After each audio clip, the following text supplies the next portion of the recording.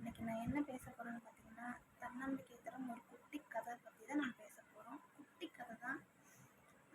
என் channel இப்போ தான் first time பார்க்குறீங்கன்னா லைக் பண்ணிக்கோங்க, ஷேர் பண்ணிக்கோங்க, மறக்காமல் சப்ஸ்கிரைப் பண்ணிக்கோங்க, அந்த பெல் ஐக்கானை கிளிக் பண்ணிக்கோங்க. வாங்க வீடியோக்குள்ளே போகலாம்.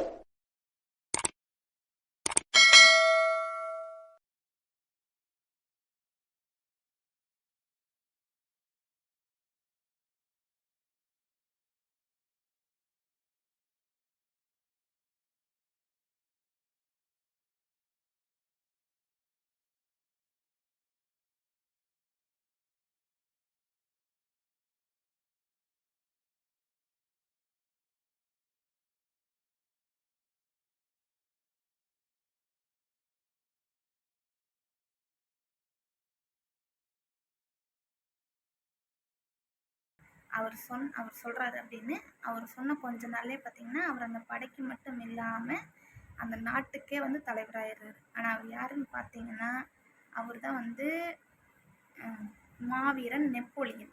அவர் வந்து அந்த டைமில் தன்னம்பிக்கை விடாமல் அவர் வந்து அந்த புக் படிச்சுட்டே இருந்தாலும் அந்த நாட்டுக்கு தலைவனானார்.